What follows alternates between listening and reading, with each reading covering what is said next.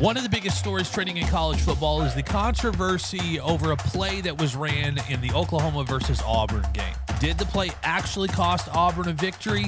We're not so sure. Let's talk about it right here on the Waterboys College Football Show. The Oklahoma-Auburn controversy. So, in case you're living under a rock, or if you're an Auburn fan, you're watching this, say, yeah, give the whole context, Aaron. As an Oklahoma fan, give us what happened. In the second quarter of Oklahoma's 24-17 win over Auburn, OU wideout Isaiah Satania III jogged toward the sideline, appearing to exit, but stopped short and caught a 24-yard touchdown pass from John Betr. And Auburn fans were confused. So the SEC later admitted the play violated NCAA Rule 9-2, Article 2. Article 2, no simulated submissions to confuse opponents, and said the crew missed an unfair tactic. If flagged, the touchdown would have been wiped out and penalized 15 yards. Oklahoma coaches defended it, saying officials confirmed it was legal and denied any intent to deceive. Of course. Where is it legal? Is it the NFL? It's legal, right? I know I've seen some other teams do that. Okay. In the NFL, it's legal. Now, here's what I will say. He walked towards the sideline in plenty of time and then lined up right in front of an official. Literally right in front of an official, lined up. Now, on the original game, you couldn't see him. The way he came off, he just came out of, shot of the camera. But looking back at it since, he lined up right in front of an official. All right, before we get you back to the video, let me tell you a little bit about our brand new partner, Betr. Betr is the first real microplay app. So instead of waiting for the whole game, you can lock in a play on every drive, every snap, every pitch, every moment. It's super simple. Just swipe, make your pick, and you're in. So don't just watch the game this weekend. Live it, play it, better it. Download the Betr app now and use code WASHED for a special bonus play offer. Now, back to the Waterboys College Football Show. Is it against the rules? I don't know. Yeah, was it intent to deceive? Probably. If I'm Auburn, though, are you upset more about that the play scored, or are you upset that that Oklahoma scored on a schoolyard high school play and embarrassed your defense? Because it is embarrassing. You're telling me that nobody on the field or on the Auburn sideline looked over there and went, hey, there's a guy lined up at wide receiver all the way to the left. Because it's not like in some of the high school plays, they don't line up. They kind of like stand there nonchalantly, hoping that you think they're standing out of bounds. If you look down the sideline, or if you look across the yard marker, you think, oh, they're standing out of bounds. He is lined up like he's going to play wide receiver right in front of an official. If let's say you erase it, did anybody on this podcast think John Betr is not going to go down and score a touchdown at the end to win this game? Yeah, I fully would have assumed that backing them up 15 yards would have just gave John Betr 15 more yards of offense. This doesn't negate the fact you gave up 10 sacks. No. And then Auburn, let's talk about, the pass interference call that got missed. You guys scored on the next play. So was the officiating terrible? It was terrible. Was the officiating terrible on both sides? Yes. The problem is officiating terrible on the Oklahoma side was a lot in the trenches, and fans don't pay attention to that stuff. Like it's not as like out there in your face when it's pass interference or something stupid like that. Guys, does Auburn have any do they have a leg to stand on and been out of shape about this? You can. It was this was definitely designed that way, because if you watch the play, the slot receiver that OU had doesn't even walk. He walks off the line and puts his hands in the air like he's like, this is a touchdown right away. So they definitely drew it up. They were running a hurry up, no huddle there.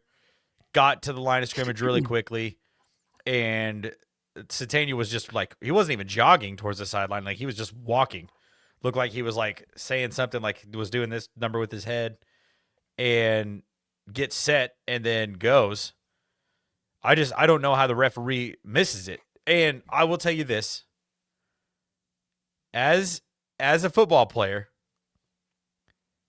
you cannot let the referees control the outcome of a football game. Granted, they do have a little bit of control over the outcome of a football game, But when you are the player and you're on the field and you're the one that's executing, you cannot let that one call or those couple of calls mess up your plan, like get you out of the game in your head. You have to go out there still and execute, and you still have to go out there and play the game that you're playing. This happens all the time. Yeah. So I don't think it's just the one play.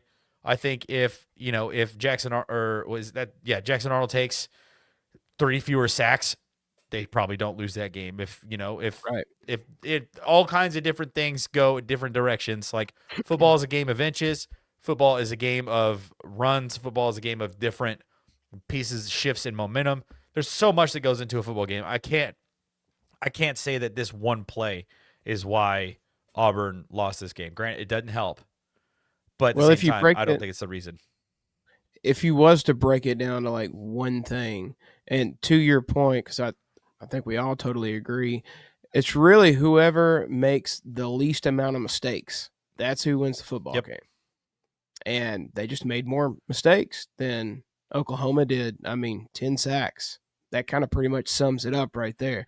But like you said, I mean, you can't let just the terrible officiating, dictate the outcome of the game. There are still things that you can take in your own hands, and they just made more mistakes than OU did at the end of the game.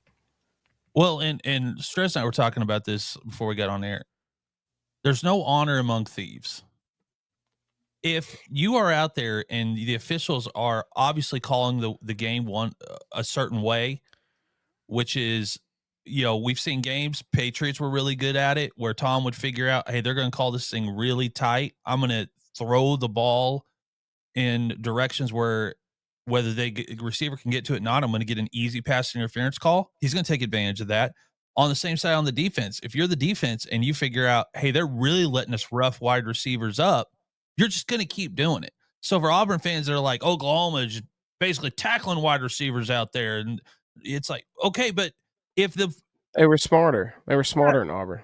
they were calling the game the same in the secondary on both sides of the ball, it's not Yeah. Oklahoma's fault that Mateer picked up on it and went, okay.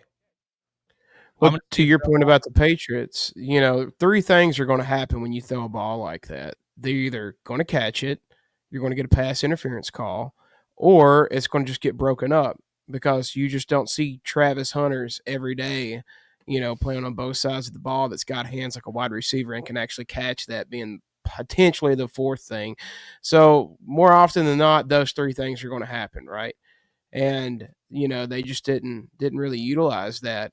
But I don't care how that, for me, I don't care how that guy is lined up. If Auburn wants to get mad about if that guy was trying to like get out of bounds or they were confused, if whatever stance he was, I don't care. If you're on the field, this is college football, right? This ain't high school anymore. This is college. So the way I look at it, if you're on the field, I don't even care if there's 12 men on the field. If you're on the field, I don't care what stance you're in. I'm squaring you up, and I'm ready to play and get on your ass as soon as the ball is snapped.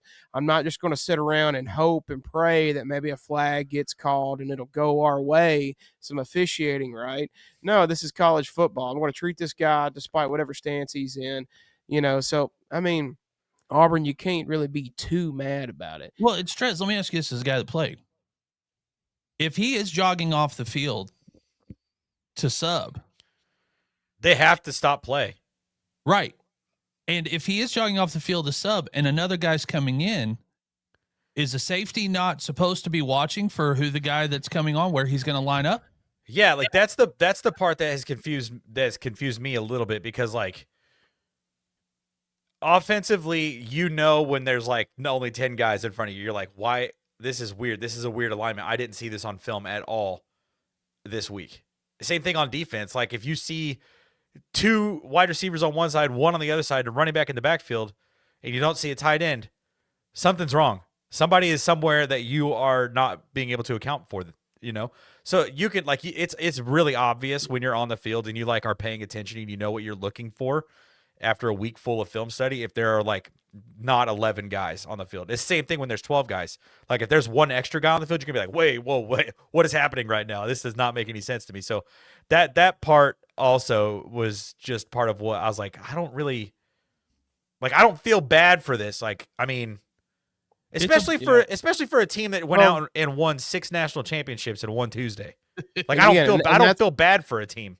You know? That's why I say it's college football. It's not high school. For me, and if there's any coaches that listens to the Water Boys, that's how I would coach personally. Someone who's never played college football. I would coach my team. I don't care if there's 10 guys on the field or 12. Still line up and still be ready because you don't know what's happening the last second that you're not seeing. And they may get off with one. Yeah, they could have missed the substitution that was happening, and we could have had the same result. Like, another receiver could have jogged on, and y'all would have still missed it.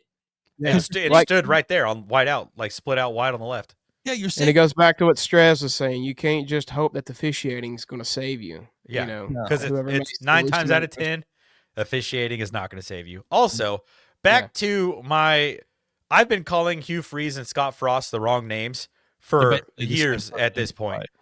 Why do they sound like when you say their two names together, they sound like freaking Batman villains?